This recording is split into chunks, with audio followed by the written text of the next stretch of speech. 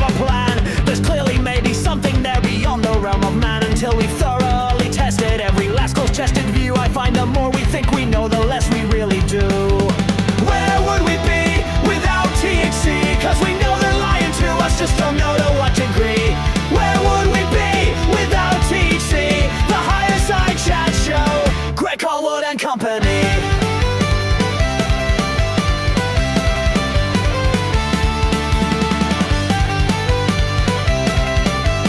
Strap in for another wild ride through the vast and choppy conspiracy. From the Sunshine State, I'm Greg Carlwood, and in the great pie chart of life, computer technology and digital engagement are getting an ever-growing slice, with little left over for whatever it is people used to do before the algorithmically selected everything, full-blown AI interactive relationships and total life management took over.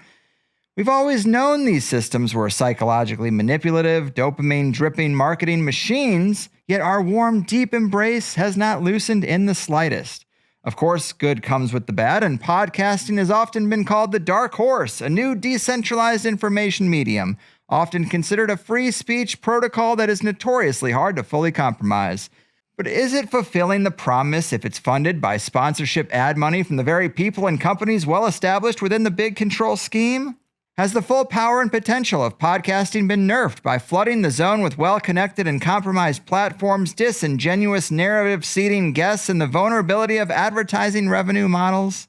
Well, we know the big machine would never leave anything to chance because, as today's guest 7Cs says, they've been building this system longer than any of us have been alive. If you're unfamiliar, 7Cs is a great researcher and host of This Week on the Web on Iconic, as well as Lies and Ties in the Deep Web Pod. He's gotten a lot of social media attention for his highly detailed diagrams laying out exactly who is connected to who and how. He's often focused on big tech, but also within that, the ad funding behind so-called free and independent alt-media podcasting. I have found his depth of knowledge really impressive and look forward to getting into it. The deep-diving dot connector, conspiratorial tapestry curator, and big tech mega critic, 7Cs, welcome to the Higher Side. Hey, thank you so much for having me. And what an introduction, man. That's probably the longest string of compliments I've gotten in recent memory. Happy to hear it. I appreciate that. Then I've done my job. And thanks for doing this. This is going to be great. You cover a lot of information that gets beyond the same old stuff, tons of detail. This interview really came about because I saw your web of podcasting sponsors, largely about Rogan, but these sponsors go all throughout podcasting, and I just had to jump on it. I don't really want to be too hard on podcasters who take ad money because it is so hard to make it doing anything else, but it's the line that bothers me. When you hear the same script read like a personal testimony and how willing a lot of podcasts seem to be to take money from places they haven't really vetted at all, they just take the money and read the lines, and that's a big problem to me. Though the numbers are in and most audiences don't care, but I'm glad you looked into it like you have. To get this rolling, what brought this on? What are your thoughts on there being a new media establishment in podcasting that functions pretty much like legacy media despite its presentation? Yeah, I think I think in a way it's not only mirroring sort of what we saw with legacy media. I'm sure you remember those clips of like the Sinclair Media Group where all of the local stations, I'll put local in quotes, where they were all repeating like virtually the same thing, and they had them all like line up in a grid. And I think we're seeing largely the same thing. Where I see it as sort of more dangerous is that it has courted trust a lot more. So where legacy media was sort of parading around behind this, large industry money and establishment influence and things like that. It seems like the veneer of trust is still very fresh on podcasters and influencers. I mean, I can't think for the life of me, can't think of anybody that watches Tim Pool, but Tim Pool gets hundreds of thousands of views every week. And obviously with that comes a lot of time, money, ad space, attention, and taking people's eyes off of actual developments and news and things that are happening that are affecting them. And I think it's largely problematic in the sense that not only are they selling these narratives, but they're also selling these products and services to people that are connected to very nefarious things based on just everything that I've seen. So it's sort of like a two-part in the sense that they're still duping people, often worse, and also taking advantage of that trust, not only from a political aspect, but a financial one as well. Yeah, and that's the part that I think a lot of people aren't super clear on, the connection between the products and the narratives, because the general consensus about this stuff is that those two things are separate. And I know that I've never liked marketing and advertising. So to me, I watch a lot of podcasts and there's like this wink, wink, nudge, nudge. Hey, I have to read this thing. Who cares about it? I don't even care if you buy the product. And that is there. That is the approach that some shows take. But to say it's totally disconnected, I mean, it's kind of a case-by-case basis. And I know you've used the term the Rumble influencer pipeline, and I like that because you have YouTube, and then there's a lot of things you can't say on YouTube, and then all those people jump over to Rumble. But Rumble has some interesting seed money involved, and it seems like a kind of a counter-narrative space that is also highly controlled. So I don't know of anyone who's been kicked off Rumble, but you can definitely promote certain people, use the algorithm to get certain shows to the top.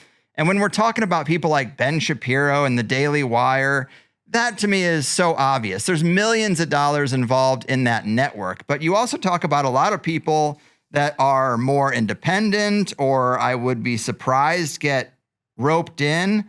And I don't really want to throw anyone under the bus, but talk to us a little bit about just that term, the Rumble influencer pipeline, what you think about Rumble, why we shouldn't just automatically give our trust to someone because they've been kicked off YouTube, because it seems like there's a counter place where they can seed certain narratives.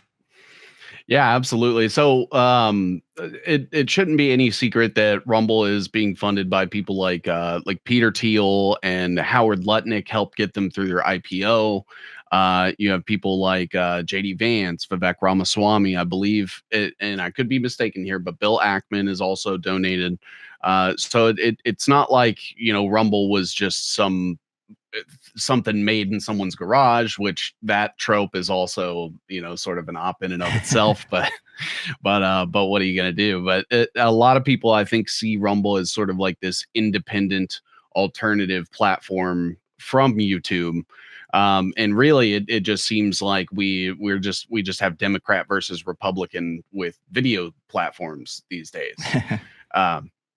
And I would say that with Rumble, I mean, it's obvious, like a lot of the people from Night Media and the Google space and the left space have sort of taken over dominance of YouTube. But over on Rumble, I would press people to try to find somebody on the homepage or the front page that isn't sponsored by like 1775 Coffee or the Wellness Company or Zelenko Labs or something to that degree. Fair enough. Yeah, those are some names I had here in my notes. And just to quote your post on this, influencers are being paid to lie to you by seedy companies they pawn off as sponsors. In this investigation, we explore a few of them, who is running the companies, and the people who have taken money from them. And there it is. So you mentioned the Wellness Company, 1775 Coffee. What are some of the companies that give you pause? What are the biggest red flags in the podcasting space that any podcast listener would probably recognize because they're the same couple dozen companies across all the shows? Yeah. So I would say the biggest one that is a red flag to me is going to be the Wellness Company, or anything that falls under the Colson Capital umbrella. You can actually go to colsoncapital.com and see like their list of brands. They have that. They have Zelenko Labs. They have the Wellness, or they have 1775 Coffee, Unjected, that dating site or whatever.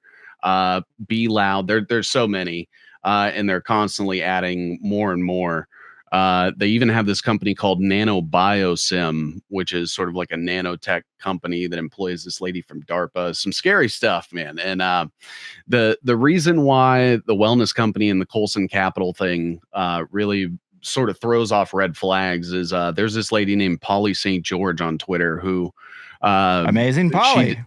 Yeah. We've talked a time or two. I've tried to get her to come here, and she's yet to take me up on the offer, but it's out there now.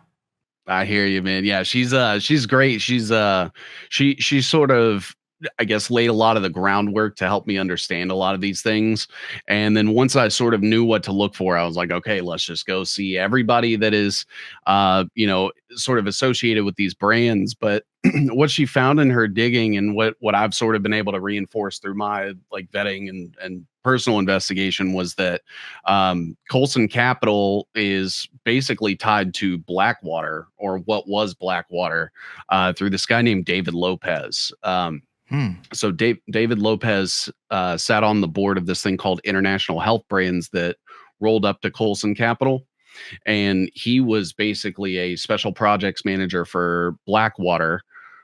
So everything that rolled through him was somewhat sort of getting shared with Eric Prince and his whole network. Obviously, Eric Prince helped train people like James O'Keefe, and he's wrapped up with the NSO group through his like unplugged phone company. There was the Nisor Square massacre. But there's a lot of associations that are sort of going on that sort of tie to Prince and Michael Flynn that come through these networks. And that's where you start to get like Apollo Global Management, which is like the Leon Black, Mark Rowan, Josh Harris, sort of realignment of Drexel Burnham Lambert.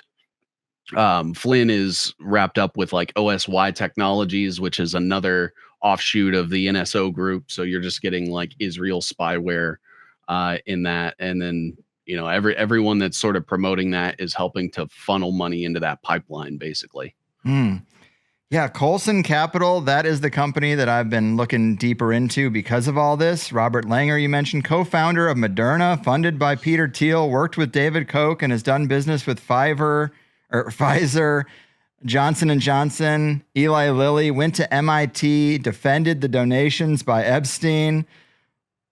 Then you got the third in command at Microsoft. Yeah, another guy from JP Morgan. And making front companies is a game as old as time, or at least as old as the CIA. And a lot of people just probably don't expect that something as mundane as a coffee company is going to be connected to this. But they are funding the podcasters. Obviously, they're in the green or they wouldn't do it anymore. The podcast listeners are using that trust, buying these products, and the money is being funneled into technocracy, the very thing that is probably the scariest thing that we have to deal with in the next decade or two. Yeah. Yeah, it's tough too, because you see it sometimes. Like, I think that Sodagate thing was sort of a little peek into it, where you had all those people that were tweeting the same things at the same time.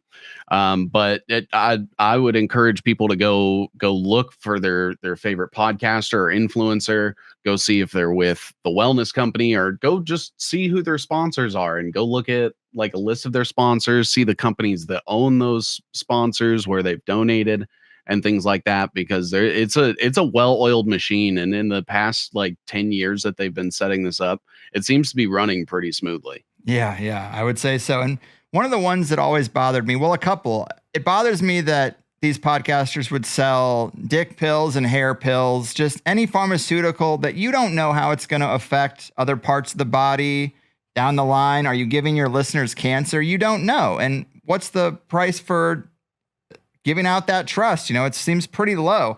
But BetterHelp is also kind of in that realm, because I've talked to guests about just the therapy pipeline and how it seems pretty harmless, but you start talking to a therapist, they start recommending this pill or that pill, and now you're on SSRIs, and your whole life can unravel that way. It gets really crazy. I don't think it's appropriate to just willy-nilly be like, oh, just, it's almost like, breadcrumbs to really wrecking someone's brain chemistry. It's not helpful. And as you say, BetterHelp was eventually acquired by Teladoc in 2015, and they contributed to contact tracing efforts in 2020, provided near real-time surveillance data directly to the CDC. So careful who you're giving your data to. Yeah. And with BetterHelp too, I believe Alon Matis was running it, and it operates out of Israel. I mean, he's a millionaire Israeli. Yeah, gotta worry about the millionaires. And Israeli tech in general seems to be super aggressive and super advanced at compromising many different systems. I interviewed someone about the Talpiot program a couple of years ago, where they gave the US a bunch of infrastructure technology that now runs some water systems and electrical grids of major cities, maybe the streetlights and all that, just infrastructure stuff. And then you have Netanyahu making comments like, oh, that money's always going to come. We got it. Don't worry about it. And it's like, this is very close to blackmail. I mean, on a basic level, every country should kind of take care of its critical infrastructure itself. I mean, we're obviously way far away from that with all the stuff that gets manufactured in China and then sent over here. But on a base level, I mean, come on, we really should let that be kind of a fundamental thing that is a priority, is maintaining our own infrastructure, but not these days. Yeah, I mean, just looking at the way Israel treats Palestine's infrastructure, I mean, that very well could be us, in the near future.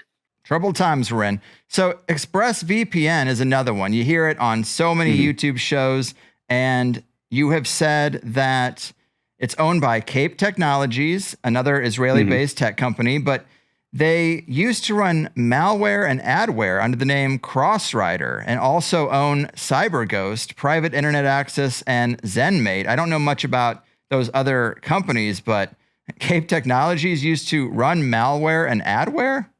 Yeah.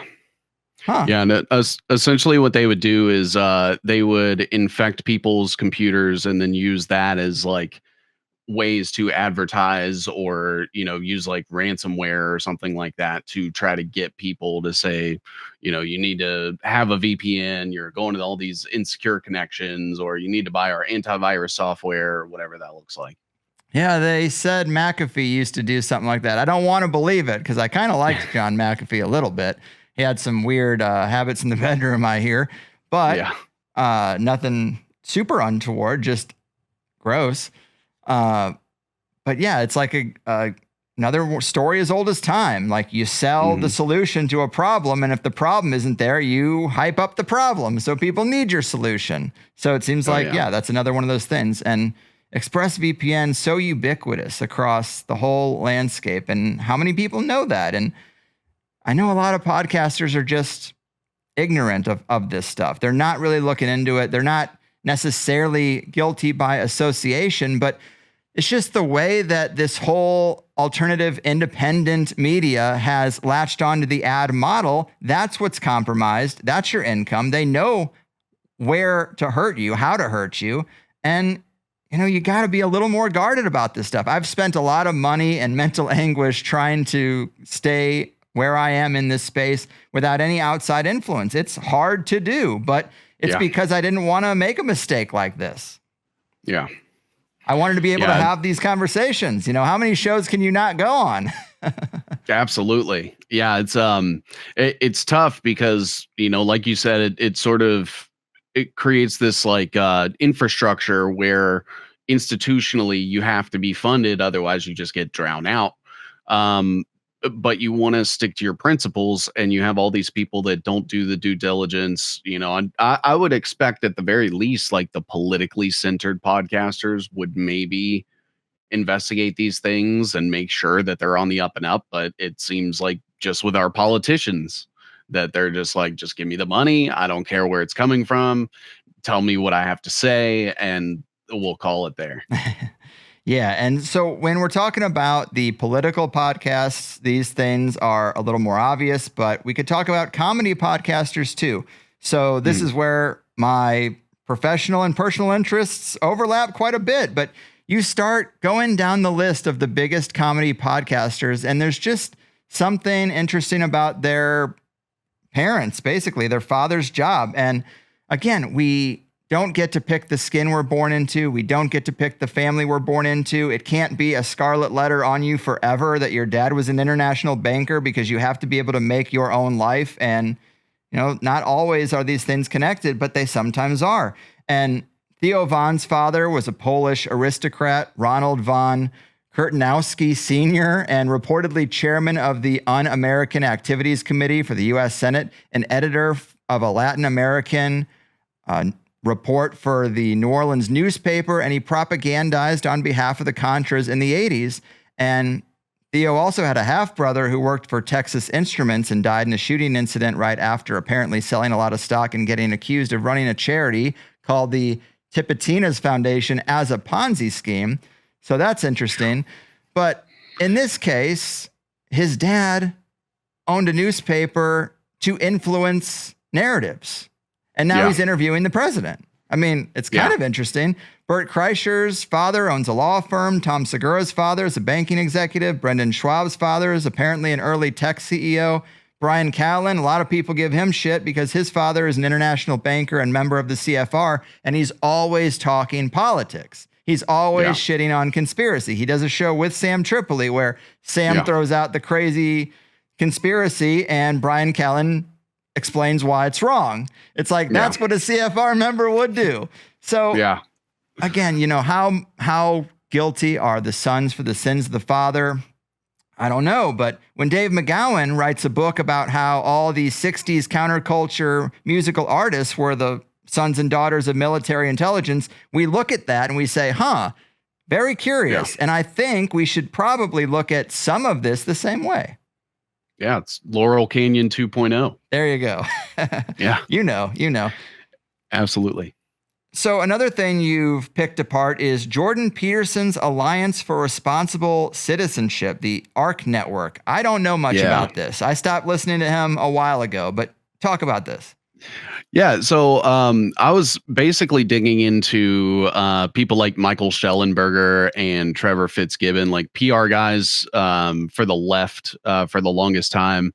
And I stumbled on something called the University of Austin, which is sort of where, there's a lot of overlap with ARC is sort of what he calls it. And the way that it was explained to me when it was introduced to me was this is sort of like the alt-right little brother of the WEF. So they're not nearly as influential as the WEF, not nearly as establishment, but that they are pushing both biotech and like Christian nationalism behind this conservative veneer. And it's got a few influential people in it. Mike Johnson is a part of it, the speaker. We have Vivek Ramaswamy, Niall Ferguson. You have Arthur C. Brooks, who was part of Opus Dei and comes from the Rand Corporation. He studied at the Rand School of Public Policy. Okay. You have Australian Prime Minister or former Prime Minister John Howard, who was meeting with George W. Bush the week of 9/11. And he's part of a bunch of parties and stuff, is part of this thing called the Coalition with Tony Abbott. You have, there's so many people that are involved. Joe Lonsdale is a part of that University of Austin. You have people like Barry Weiss that stem off of her, Pete Boghossian, who's wrapped up with people like Michael Schellenberger, and Richard Dawkins, oddly enough, is on here. Larry Summers from the Epstein network. I mean, there's the list just ends up going on and on. But essentially what they're doing is they're setting up like networks of think tanks, and I'm sure you've heard of the Manhattan Institute. There's like the Hudson Institute and the Breakthrough Institute and all these different institutes that are basically manufacturing consensus. So they're saying that, people are worried about this specific thing, or people want this specific thing, or there's this issue that's going on. They'll have people post about it or tweet about it and get the conversation going.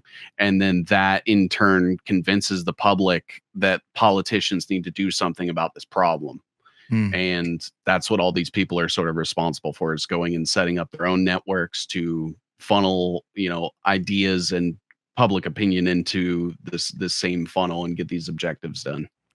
Right on. So to stick the landing for people listening who are probably listening to all these other shows that we're talking about, and they might think, well, I listened to Flagrant or I listened to Theo Von, and I don't get the sense that there's any particular narrative being shoved in my face compared to the Daily Wire or something like that, that's more overtly political. What would you say to that? What are the ideas that they're trying to seed, or the subject matter maybe that they're just avoiding? Maybe that's half the game, is just don't talk about technocracy. Yeah. Yeah, it seems that technocracy is like the biggest common thread. I think that somewhere, probably a couple of years ago, they realized that they were far enough along on the technocratic agenda that they decided that the Israel-Palestine thing would be okay to talk about. And now you're slowly starting to see people like Tucker Carlson is pretending, in my opinion, to come out against Israel.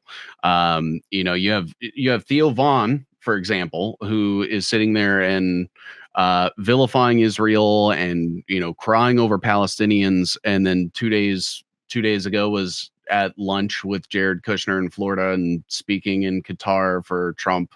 And it just seems like they will speak to certain people's biases, kind of tell them exactly what they want to hear on one thing.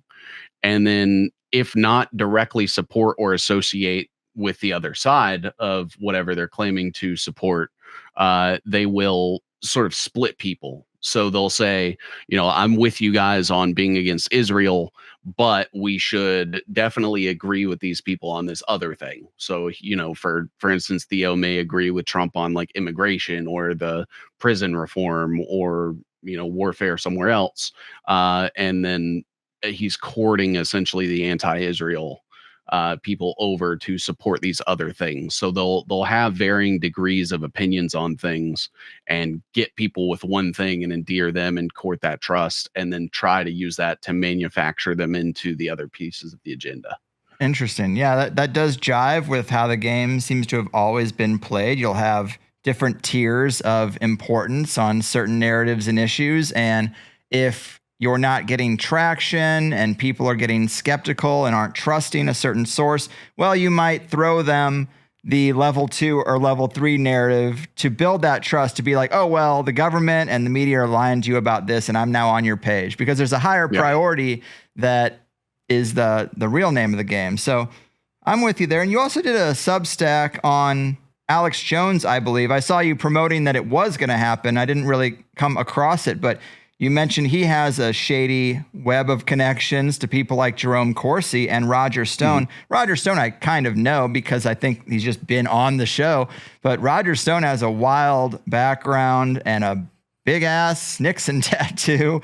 Just a real wild man, but not an innocent person at all, and not someone to be taken lightly. But what are your thoughts on Alex Jones? Because before the podcasting game, he was really the only game in town, and he also had this like crazy giant mansion and so many things about him I am skeptical of, but yet I can't help but also have a little bit of a soft spot for him, because I did kind of cut my teeth on Alex Jones a little bit. When I was searching for something, I was glad he was there. Yeah. Yeah. I remember the late 2000s, early 2010s when, I was still younger and seeing things like Alex Jones go to Bohemian Grove and Alex Jones expose this and talk about the Hillary Clinton cabal. And I was like, yes, finally there's a guy.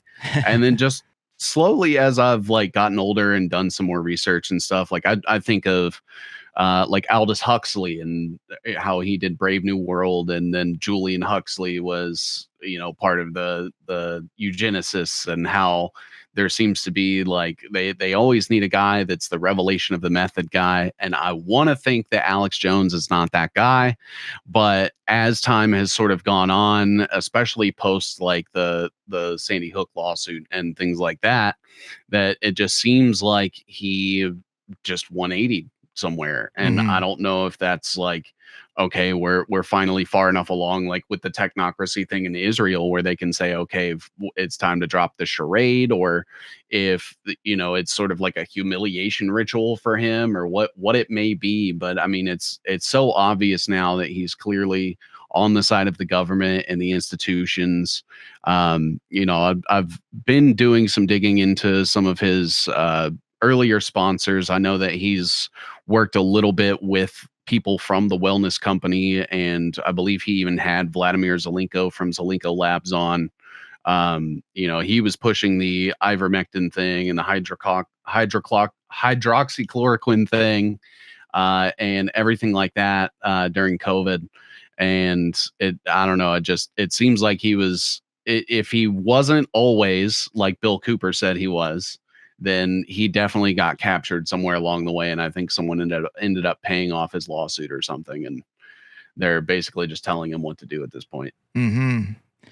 Yeah, somebody that I trust once was referring to a different person in alt media and used the term discarded Rockefeller asset. And I think that might apply to Alex Jones in a sense, because pre-internet, he was the controlled opposition. I've said this a bunch of times, but his general tone, his attitude, his anger, that creates an archetype of what a conspiracy person is like. And it also just creates this perception of, don't go down those rabbit holes because you end up like this. And it seems crazy and unhinged. And then also he would go on The View and stuff and go on Piers Morgan. And so those shows got to have credibility because they looked like they talked to both sides. They talked to everybody. But the guy you have as the figurehead for that talks crazy, and everybody stares at him and the veins popping out of his neck. And like, it just doesn't look like that's a good way to be. It doesn't look like that material is going to serve you well. But then when podcasting happened, I really think that he reinvented himself as just a good time guy. He's drinking with Rogan and crew. He's going on Flagrant, having a good time. And that really humanized him in a big way. But the Sandy Hook thing, I am curious how much of that you think was theater, because I had stopped listening to him way before then. And he's on the air so much, saying so many things that there's no way I'm going to be able to see and hear every single thing he's ever said about Sandy Hook.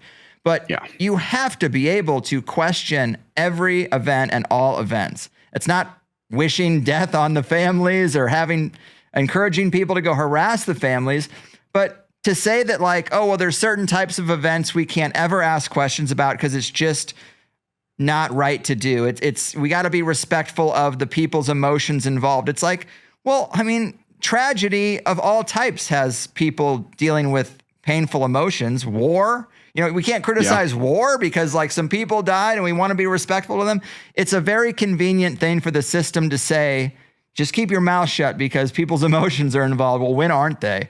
But what do you think about the Sandy Hook situation? How much of it was theater? I can't believe there was a real case in the court system that, said he was responsible for listeners' harassment. It doesn't really add up. Yeah, it's I think it was all largely a scam as well. It even goes to say like to warn people and say like, hey, if you ask these questions and you dig into these things, you could be the next person in $1 billion lawsuit. Exactly. And, yeah, I got scared. Yeah, and it's one of those things where I do think that the government and the powers that be do have power and influence, but I also don't think they're like this end all be all. They have like a contingency for every single thing, and I think they like to throw a lot of shit at the wall and see what sticks. Mm-hmm. And I think that when people started to buy into that Sandy Hook narrative and question people and things like that, they were like, well, wait a second, we got to pull this back in and reel this back in, because people are starting to question all school shootings and look at all like mass casualty events and things like that. And so I think it served them as sort of like in a multi-pronged way. And I'm in the camp that unless something is proven to be true, I always have to take it with a grain of salt. So I doubt things and I question that. I mean, it's just like with the 9/11 commission. It's like, did the government have a right? All those people died, and they want to do the investigations and check everything and stuff, but then when we want to do our own with a different event, then it's not okay. It doesn't make sense. Yeah, I agree. And maybe we'll come back to some of this podcasting sponsor stuff and ad agencies and talent agencies. But I want to, while we're in the first hour still, let's fold in some bigger picture stuff. We've talked about Elon's dad before, but I wanted to read a little from your Technocracy thread. What is Technocracy? Is it something it is something that most mainstream media and alternative influencers aren't talking about. Doge is coming in to gut the government to install AI. Elon's grandfather was part of the original technocracy movement almost 100 years ago. Peter Thiel is a major driver behind all this and has been for over 20 years. Epstein was a staunch transhumanist and eugenicist. Cryptocurrency will play a major role in controlling everyone globally and will eventually be tied to energy credits. Carbon taxes are a precursor to this concept. And you talk about just all the influences. You say Israel is rooted in, and Jewish supremacy is rooted in Kabbalah and pushed through the Chabad Lubavitch sect. And again, no one can control what skin they're born into or family they're born into or religion. But if there is an elite within a certain sect that has agendas they don't advertise, that should be known. Like if we're in competition and we don't know it, well, we should know it, So that's kind of how I approach that. But you say they're in the ear of every major government, Trump, Zelensky, Putin, every politician. The CIA, FBI, DOJ, DHS, HHS, NIH, WHO, UN, NATO, and BRICS are all working in coordination with these other intelligence groups like Mossad and Unit 8200 to create this digital dystopia, and the people applauding MAGA are not ready for the level of tyranny that will come with it. And you go on to talk about their end game model. Help flesh out that for people. What is the end game model here? Yeah. So I think that there is sort of a end goal that they're pacing towards, where they're working on revitalizing like the nuclear infrastructure. So we're slowly starting to see like big tech is buying up nuclear energy. They're using these to sort of power their AI data centers. You have like Bill Gates just bought 3 Mile Island last year, which is insane, like as a headline in and of itself. You have like Google is doing the same thing. Amazon is buying nuclear reactors in places like Hanford. Mark Zuckerberg has talked about getting nuclear energy. Elon's expressed interest in nuclear power, and they're going to use these to run the AI data centers. When the H1B visa thing happened last year during Christmas, the Vivek and Elon fiasco that ended up getting Vivek removed, I ended up doing some digging, and I found that there's a plethora of data centers all throughout the US. There's over like 500, 600, 700 maybe now in Virginia alone. And there's correlation with the H1B visas and how many are getting, dispersed per state. And it sort of lines up with the data center stuff. But that's sort of what got my eyes on it. And you can look up datacentermap.com and see like bubbles of where all the data centers are. And essentially they're projecting that they're going to have a 5x power consumption increase in the next 5 years, from what we thought it was going to be 5 years ago. And 90% of it roughly is going to be used to power these data centers. So like big tech, as though they didn't have enough, they're installing all these data centers. They're launching satellites into space. Elon has already launched over 1,000 Starlink satellites this year. And they're talking about creating like the Golden Dome, and things like that. So they're going to have satellites that are spying on you constantly, that are interacting with like cell network towers, and 5, eventually 6G, to create like this sort of layered connectivity, and basically connect all of the data centers up to these. We're starting to see this a lot with like Project Stargate and the infrastructure spending that's going on there. But then you also have like the technological military part of it. So this is sort of the arm where you have like the Optimus robots and the Palantir drones, and the the constant surveilling from the Palantir AI, and Palantir AI getting injected into government. So they're like constantly watching everything and updating everything. Eventually humans are going to be phased out of the military, and they're just going to be using robotics largely. I believe the Denver police had Colorado's first police robot dog released in Denver this year. There's a video about that. And then you have like the global human computing grid, so chips in everyone's brains, or the WBAN, the Internet of Bodies, being always connected to those satellites. That's sort of why Elon is doing the Starlink and activating everything, saying he's connecting people and bringing people to the internet. Really, it's just so you don't have a place to hide. And then obviously like AI, quantum computing, and huge compute centers and stuff. I think Elon just said that he's going to be building the world's largest supercomputer. I think yesterday or the day before. And then all of this is basically going to be run by an energy certificate system that is powered by a cryptocurrency, whether that's going to be like stable coins or Bitcoin. I think it's really just going to be a mix of everything. And instead of using like the US dollar, we're going to be using something based on the amount of carbon we produce or the amount of energy that we consume with all of our transactions. We have people like Larry Fink saying, he wants to tokenize everything, start with stocks and bonds. We have digital ID, carbon taxes. We're doing the Bitcoin strategic reserve or the crypto strategic reserve. And when you sort of put all these things like on a map, it creates this zero leak like control system where everything's handled digitally. It's automated.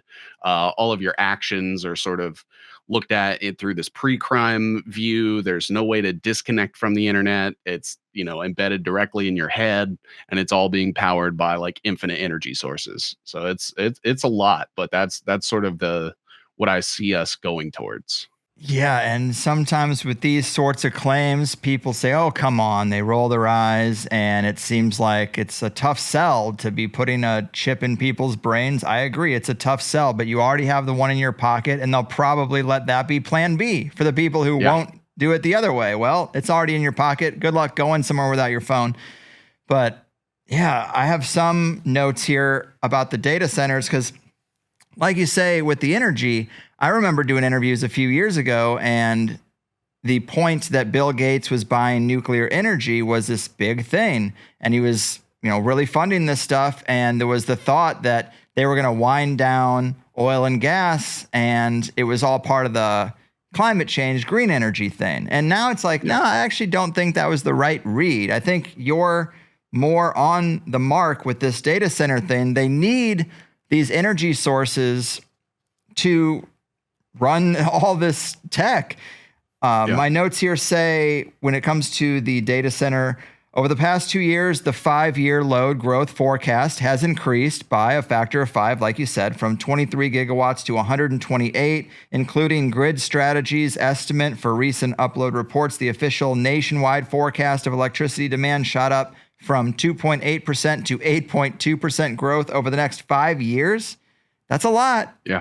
So they're clearly planning for something that is a huge level jump. And I wonder about the health effects of living in this EMF soup. We already have a lot of people sounding the alarm that our current electrified environment isn't safe. I can't imagine this is, but there's also the argument people have said that, and again, I think the brain chip is a tough sell, but imagine people who have a fully natural biology actually not feeling very good in this environment.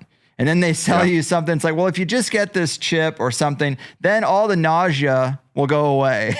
Again, we're talking about supervillain, Bond villain type of stuff. It's a little hard to imagine getting from here to there, but information like this data center report, this is clearly for some reason. And I think you're nailing it. Yeah, no, a lot of people try to tell me like, oh, they're not going to do the brain chips. They've already got the W-band stuff going. They've already got the nanobots and the nanotech going. And I'm like, yeah, but they have market values for these things. And they wouldn't just assign, like a close to $10 billion market value on something that they don't foresee being an actual product. So I think they're, again, throwing shit at the wall, seeing what sticks. If they can't inject it into you, they're going to try to install it into you. And if not, they've got you on the smartphone. So I think you're right on the money there. And Elon said in a Joe Rogan interview, he's supposed to be this genius. The more he talks, the more that whole character melts away. But he said, if you were smart, any person would just go take out a huge bank loan, get a Neuralink implant, and then your productivity is going to go up so much that you can pay off your loan and then some. Yeah. And it's like, do you realize how regular people's jobs work? Increasing your productivity by 5 times does not increase your paycheck by 5 times. Usually it just gets you an attaboy. And most people's jobs, you're expected to be at maximum output. And if you increase that, there's no extra reward. So I don't know what he's talking about. It was just a terrible case to make, and just like, oh, you're going to get all this extra money and then you pay off your Neuralink. Yeah. Not the best sales pitch. Yeah. Well, he's also coming from it from like an engineering perspective. It's like, just because you can think faster doesn't mean you can do more. Like you're still physically limited to what you can get done with your body. Yes. Good points. And yeah, then I wanted to also just hit that H1B visa thing again. You say Elon and co. aren't importing immigrants to take your job. They're hoping to automate your job and have an employee they can pay pennies to clear error codes and write scripts. Google, Amazon, Microsoft, BlackRock, Fidelity, Sequoia, and more are all backing this completely. Elon will step into a government position and get an unforetold amount of power. I did some digging on all the data centers in the US and found that there is a pattern with the H1B visas being distributed last year. You mentioned this pattern, but I just wanted to hit it again because you do overlay the map of where the data centers are with where the most H1B visas are, and the 3 highest offending states being California, 289 data centers, over 100,000 visas. Texas, 296 data centers, 77,000 visas of this type. New York, 132 data centers and 43,000 visas of this type. So, yeah, this is just so eye-opening to me because a lot of people are worried about AI taking the jobs and these immigrants taking the jobs, whatever. Everybody has their boogeyman they're afraid of, but this is how they combine. This is how the lock and the key gets put in. It's like, yeah, they want, it's a stereotype of Indians run the data centers, but like Vivek is Indian and he's promoting like, yeah, we need to get these people over here. And it's like, because the jobs are going to be replaced by AI and you just need a guy at the data center to clear those error codes, as you say. It really is a lot of clarity is added in knowing about this information and adding it to the pile when it comes to the technocracy concerns in general. These details just make it a lot more clear. Absolutely. Yeah. And when you dig down into it too, like I'd noticed that there was sort of this rhetoric that like H1B visa work is cheap and that it's saving us money, yada, yada, yada. I went and looked, and like the median income for a lot of these are like in California alone, one of the highest offenders, as you had pointed out there, their median income was like $154,000 a year. And Texas was $114,000 a year last year. And that's just the median income. So there's people that are making even more than that. And that's all coming from, our taxpayer dollars. And so we're basically building the digital prison, and it's getting outsourced to people that don't even live here. Yeah. And what are your thoughts about the population in general? Obviously, the elite are always saying we're overpopulated, but Elon says we're underpopulated, and people are worried about a death spiral of not having enough people to replace the boomers.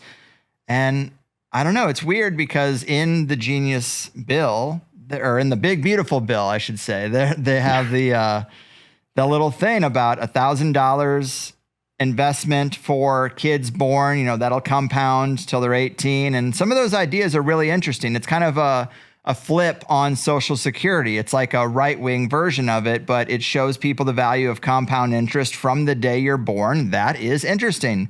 I like the idea of setting people up for success like that when their parents might not be able to, but it's also an incentive to have more children. Trump's always like, we got to have more kids. And sometimes it's framed as just a race thing. Like they're trying to make sure there's more white people here. I'm trying not to step in it, but these are just the ideas that people talk about. And on one hand, if you're going to do all this AI stuff and there's not going to be jobs for people, that is a concern. But do we need more people? Yeah. It just seems like they're giving us two different stories about population and either growth or reduction. What do you think about that? Yeah, I think that they are very enamored with the idea of drastically reducing the population. I think that's, why we got things like vaccines. I think that's why they poison the food, the air, the water. I think that's why we have the EMF radiation. I think that's why big pharma is as structured the way that it is. And I think Elon is one of those. I think he's doing sort of a revelation of the method, and the fact that he does actually secretly want the population to decline. But he's raising this alarm of like, hey, look, the population is going. It's very much like how the WEF says, hey, we're going to be doing these things in 10 years. And then 10 years later, when the things happen, and they're like, well, we told you what we were doing, sort of like manufacturing that consent. And I think that, especially with like the technocratic stuff, there's a huge overlap of like transhumanist ideologies as well. I don't think that Elon being closely associated with things like IVF are like a coincidence. I think that, you can go look at like the FDA and CDC and see that they're actually contemplating releasing things like artificial wombs, and the talks of like growing people in tanks basically. And I think what we'll see, and this is like a far offshoot, maybe 50, 100 years, I might be dead. But I think eventually like being able to give birth and have children is going to be like a right or a privilege. Yeah. That they're going to have, and it's going to sort of incentivize people like they've already done it now, where they try to incentivize people with very like temporary band-aid things of like, hey, don't have kids, you can live a long full life, do whatever you want all the time. But I do secretly think that they do want the population reduced, because that just means there's more, it's more easily controlled if there's less of us. So Right. And just to say, well, we want more families out there. We want more couples having babies. That's just red meat for a lot of right-wing, conservative, religious folks in the Midwest. They're like, yeah, that we're doing God's work here. But yeah, it's going to get really crazy. And I do agree with you that it seems like they're trying to make the natural ability to have kids. They're trying to eradicate that through terrible diets and all this stuff. You see the microplastic stories. They're shrinking the taints. It's hurting people's fertility rates. And it's not an accident. I actually thought it was really interesting to hear about this. Like, it's probably worth a whole show on the recycling conspiracy. But there was emails that got leaked from the people. I guess they might not have been emails. They might have been just letters at the time. But when we were sold plastic everything, they also came out with the campaign of recycling, and there's documents now that show that they knew that recycling was kind of a lie. They knew that it couldn't be as effective and efficient as it was claimed to be, that it itself would pollute, that you're not really going to be able to separate the plastic containers from all the food particles and stuff that is in them. And they just were like, who cares? Just tell people, like, we know you're concerned about all the trash, but don't worry, just recycle. Reduce, reuse, recycle. Put it in a Berenstain Bears book. These people are dumb. They won't figure it out. And now here we are with a big plastic island floating in the ocean, and it's ubiquitous everywhere. I just read that we have about a plastic spoon's worth of plastic in our brain. That can't be good. Huge problem. Like, when you take into account the crimes that people have committed on a mass scale, the plastic people should not be overlooked. They really should be pretty high on that totem pole. Yeah, I agree. I think that the plastic industry, especially the fact that like, it's considered like forever. And you said it, they've seen how it leads to like infertility issues. It's leading to health issues. I mean, there's newborns that are babies in wombs that already have microplastics in their body. And it's like, who are we supposed to hold responsible for this? Because it's like everywhere I look, everything's in plastic, from the food to every product that I buy. And it's all coming from the oil industry, but it's also a two-part thing where it's like that they're also just using the climate hoax to fight the plastic industry, and that's basically like the only opposition. So it's like two warring psyops against each other, and we're supposed to pick one side, but both of them are bad for us. Yeah, I know that game. And it's tough with two young kids because you go to a restaurant and, of course, the adults are served in glass and you can't give glass to a 3-year-old. So they bring out the plastic cup and the plastic straw. And it's like, damn, I don't like this. And it's happening again and again. And at home, we have stainless steel cups for them and stainless steel trays. It looks like they're in prison to the rest of our family. And they're like, man, give these kids something with a smiley face on it. But it's like, that's all plastic and paint. Yeah. Should that all be going through the dishwasher? It's crazy. I drive myself nuts thinking about all those poisons and my kids. But then I think, hey, I lived in a pretty poisonous environment. I'm okay. We all made it through. The 80s and 90s were no cakewalk when it comes to toxic chemicals and food additives and food colorings. And here we all are. Oh yeah. Yeah. It's, I've been doing my best to deplastify my kitchen over the last couple of years. I think mason jars have become my best friend. Yeah, that's a good one. Awesome stuff. Yes. So let's jump over to talent agencies. So this is another one of these areas where you can coordinate and concentrate, bottleneck basically all the stuff that's coming and going. You have not only with the marketing, there's only a couple of podcast marketing agencies that everyone uses as the liaison to the products, but talent agencies as well. And I thought this was interesting. You covered one called MN2S that seems a bit fishy. You refer to them as possibly an intelligence cutout. They represent Peter Thiel, Alex Jones, Elon Musk, Bill Clinton, a ton of others, both sides of the aisle. You write, in the vast and often opaque world of entertainment, the faces we see on stage are rarely the ones pulling the strings. Behind the curtain lies a labyrinth of contracts, gatekeeping, and silent stakeholders, entities that not only shape the careers of celebrities, but also the cultural and political narratives we consume. Talk to us about this particular talent agency. Why did they stick out to you compared to all the others? Yeah, so I was doing some digging into the Mike Flynn network, and I was looking into Jack Posobiec specifically. And with my show Liza Ties, I sort of open it up to everyone to say like, hey, if there's a lead that we can look at or something, if you want to drop a source, then I'll go take a look. We'll investigate and verify together. And someone dropped this MN2S thing with Jack Posobiec's profile, so I went to go look. And it pulled up, and it's, it looks like a pretty cut of the mill. I believe I ended up doing some more digging, and it's all just built in like WordPress. So it's just a WordPress website. And I mean, they have links for Alex Jones, Peter Thiel, Elon Musk, Bill Clinton, and various other people. Now, they all say that they are the contact or the booking agent is the Sharon El-Kabas guy. And there's not a whole lot about him. And essentially this MN2S started as like a DJ PR company, and they've represented other artists like legitimately in the past. And I believe it was Fat Man Scoops was the last time they did like an official release as a PR company, because while they were representing him, he ended up dying on his tour.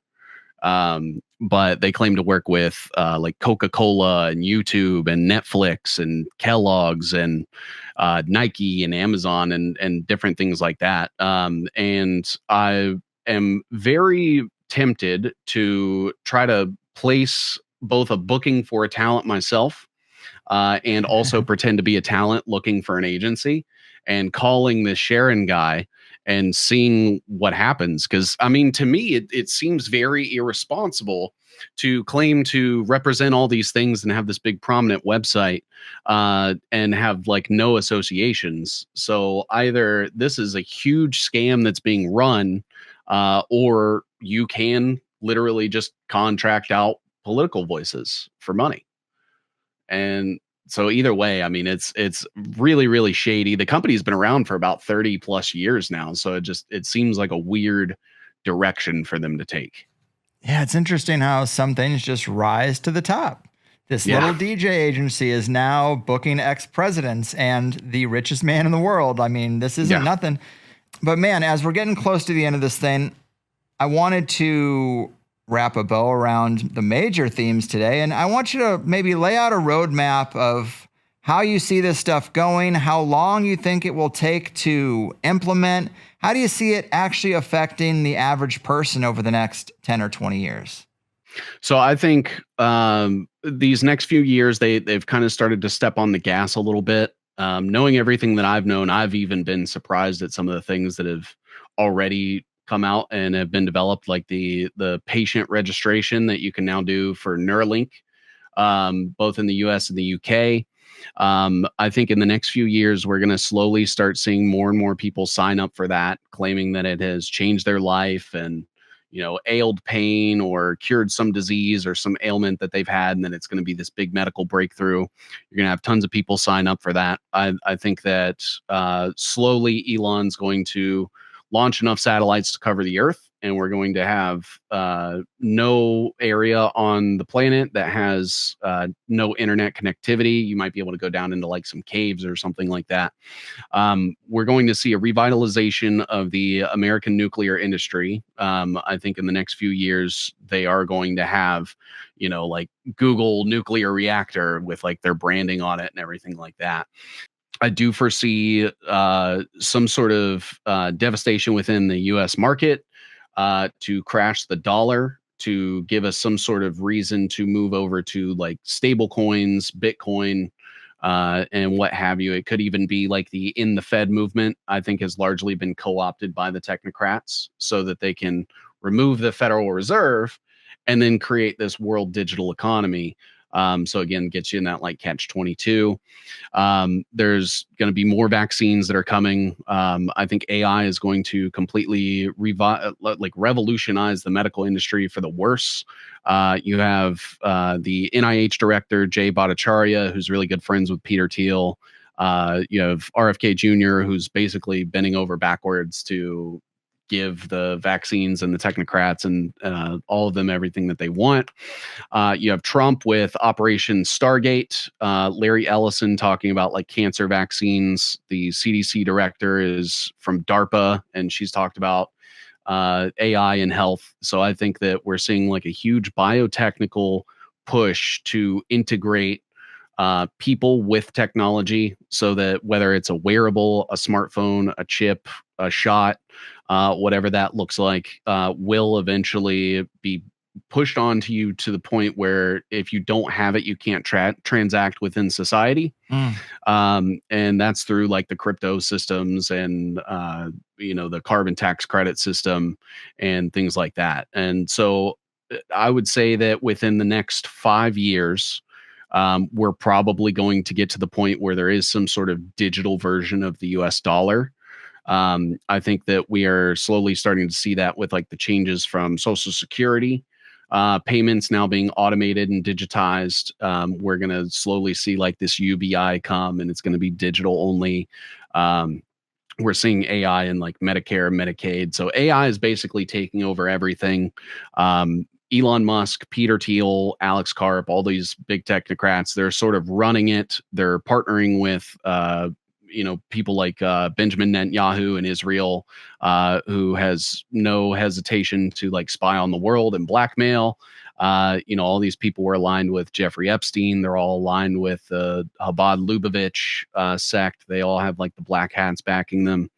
And I think that, in the very near future, we're going to see a stark increase in like cancer rates, and they're going to use that to push a cancer vaccine like Larry Ellison was talking about. And I think it's going to come from all the EMF, from all the data centers and satellites and spying and the brain chips and things. And Ray Kurzweil put it best that human singularity is supposed to happen by 2045.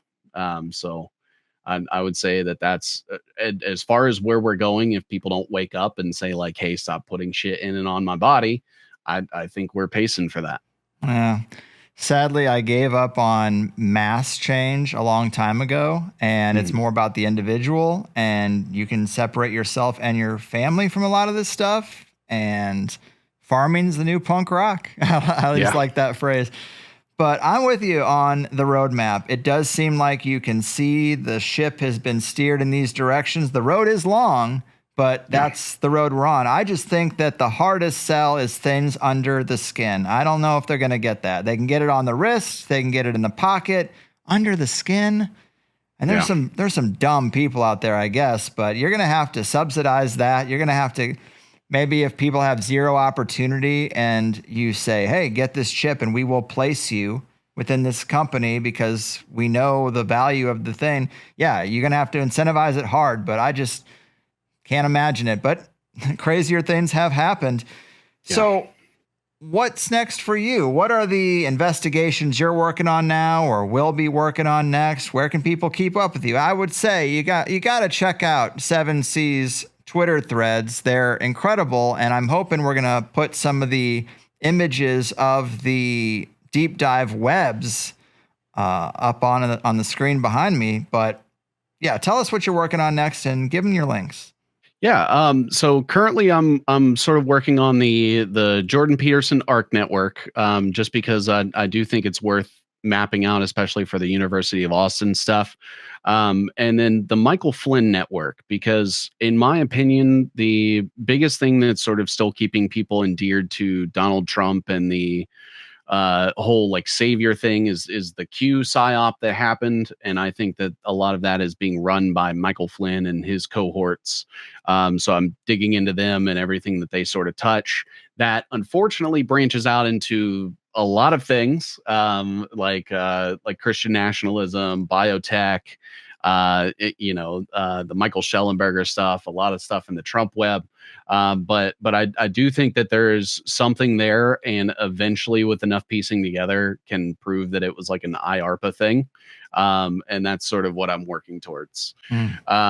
As far as where to find me, you can find me on Twitter, YouTube, Rumble, or I guess it's X now. I still just call it Twitter. And then Substack.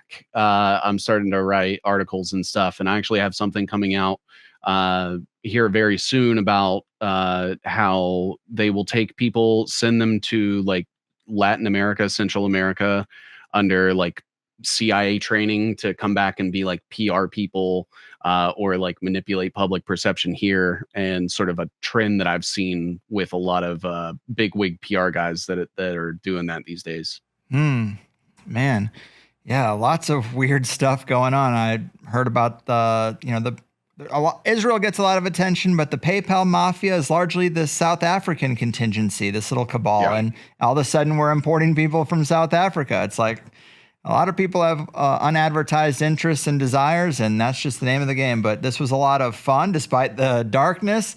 I consider you a very practical, logical, no-nonsense researcher, but we did get to tiptoe into the weird stuff, which I do appreciate. Oh, yeah.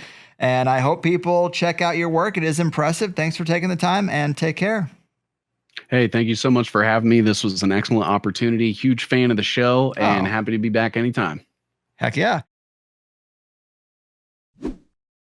And boom goes the dynamite, people. 7C's a great researcher. He really does an excellent job with those crazy detailed graphs. I threw a couple of them up on the screen to try to show you what they look like, but I know that it's hard to display every little nuance that you can actually see because they're just so wide and so detailed. But go to his Twitter. You can get the full scope of it, dive in deeper.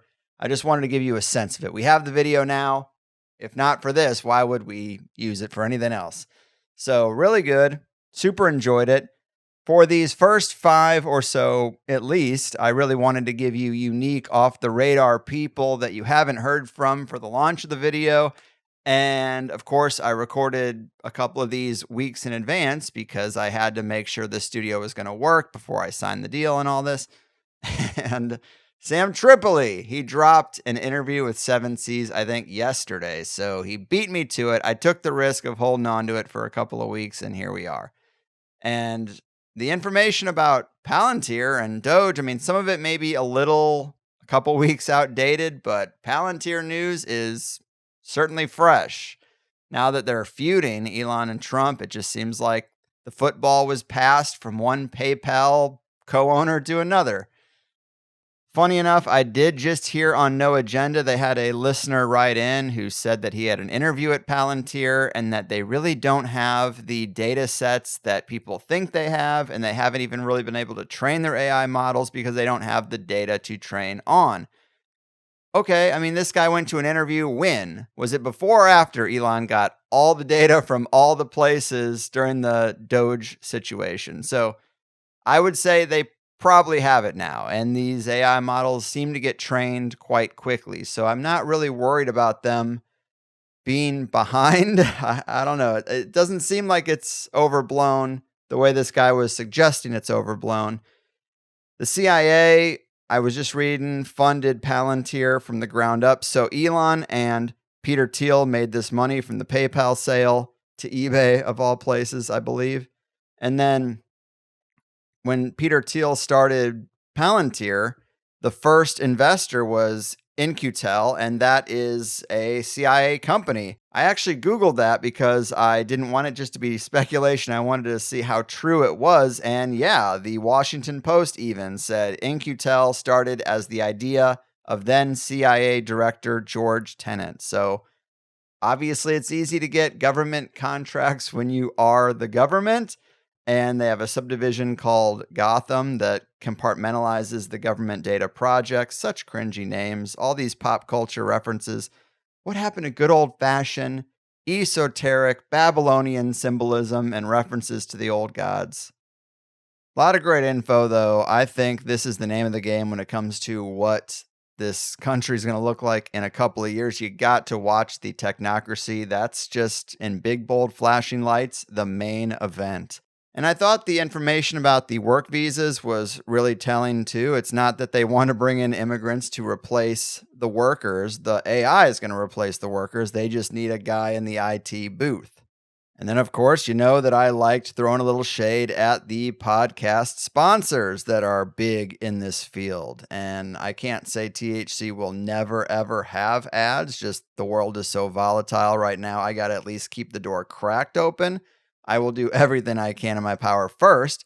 And yeah, the influence is a thing, but honestly, just as a listener of shows, I just hate to see those interruptions pop up. When a guest is on a roll, it just ruins the flow of the show. You make this great show and then you fill it with this stuff.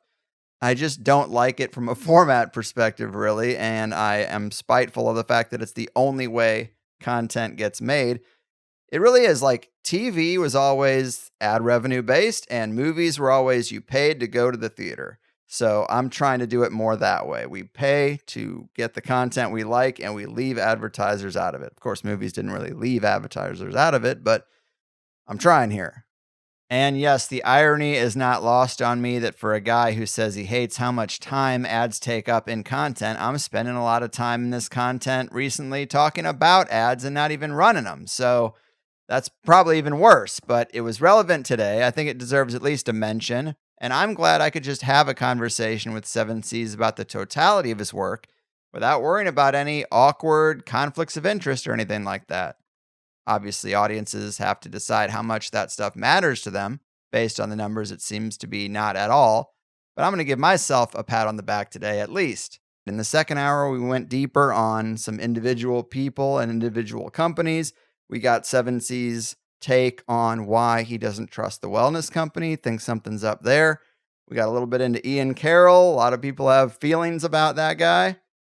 You know, I like to stay pretty neutral on stuff like that, but 7C's has done some research and he found some stuff that was worth mentioning, especially regarding the two guys that Ian Carroll's doing a podcast with.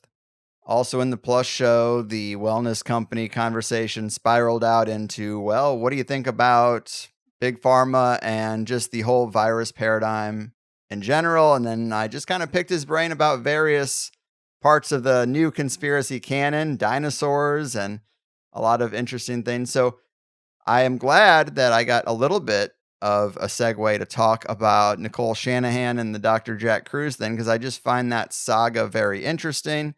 And Dr. Jack Kruse talking about the big conspiracy being blue light coming from all of our devices, that this was weaponized. He has a video that I saw the other day where he talks about how they found out they could use various signals to manipulate the minds of bulls. When the matadors were fighting the bulls, they could get them to stop, turn around, do all this stuff. And it was all wired into their brain. And so then the next step was, well, can this be done wirelessly? Can we manipulate the mind, make them more docile wirelessly? Yeah, they could. And it was with blue light. And then, surprise, blue light is emitting from all of our devices. That is something that goes so under the radar. Dr. Jack Kruse is one of the few people highlighting it every time he talks. And he says it's more important than diet. And it very well could be, but it's a much bigger addiction than my diet. I can stop eating ice cream more than I can stop all screen usage. Sorry.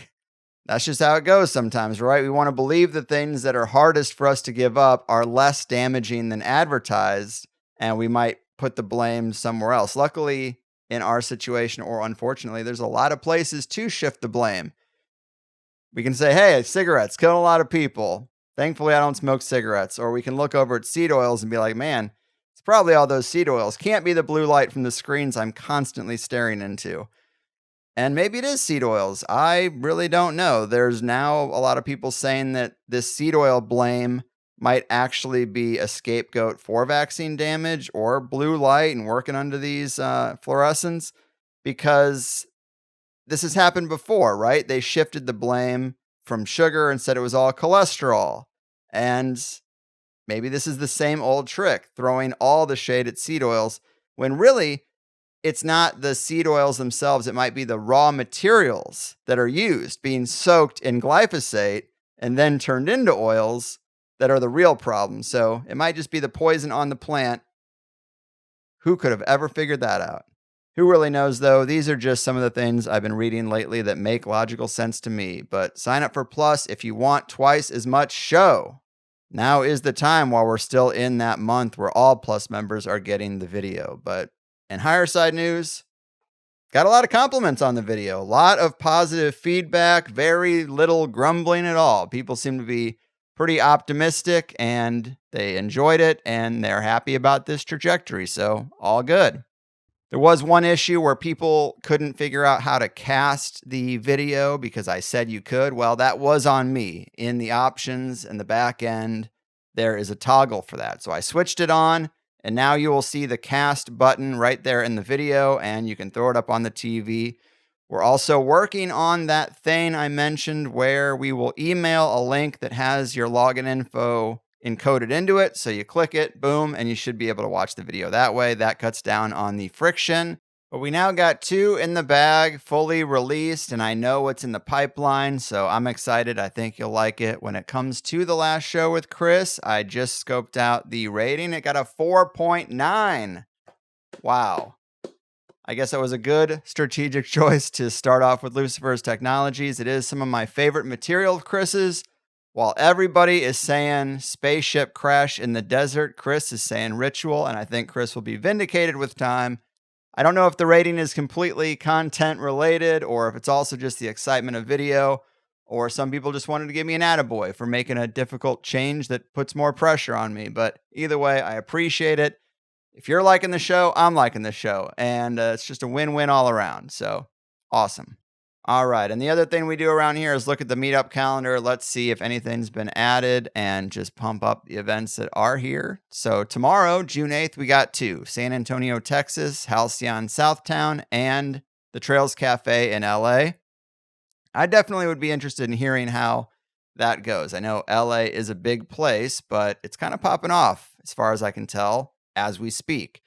I think a guy just got hit by an ICE van because he wouldn't stop trying to stop a moving vehicle, and he hit his head and died. So prepare for an interesting week in LA.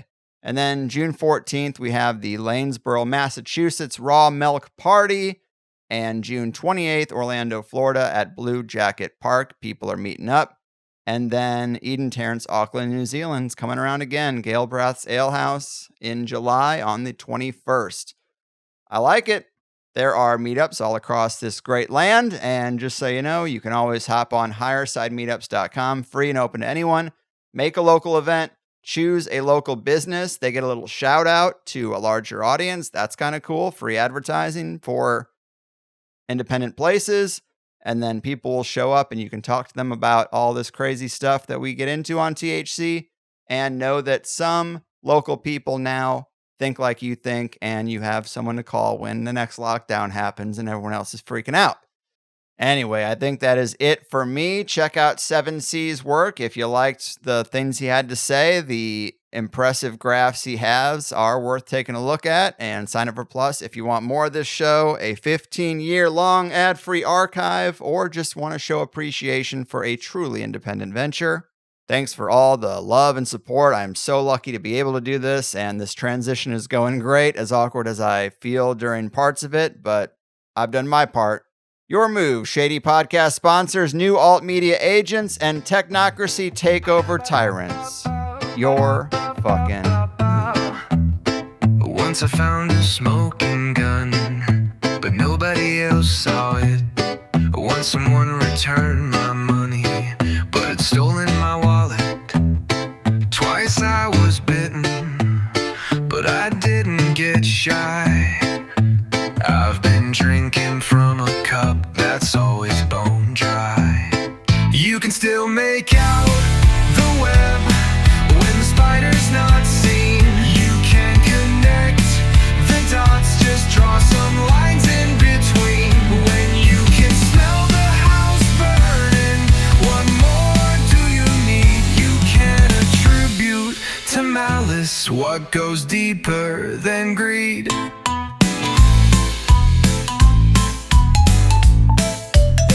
I broke a mirror right before the best 7 years of my life.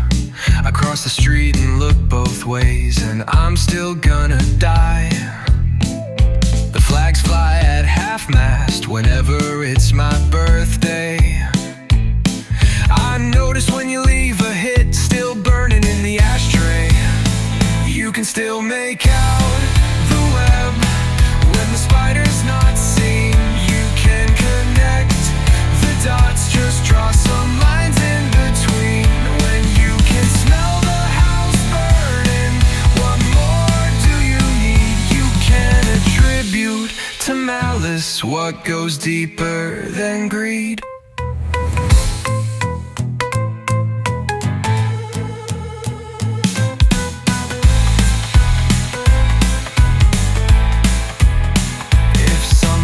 Over your head, how can it be too deep?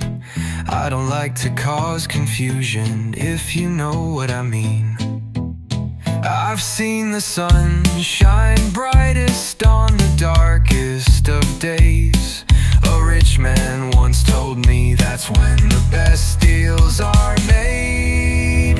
You can still make out the web when the spider's not seen. You can connect the dots, just draw some lines in between. When you can smell the house burning, what more do you need? You can attribute to malice what goes deeper than greed.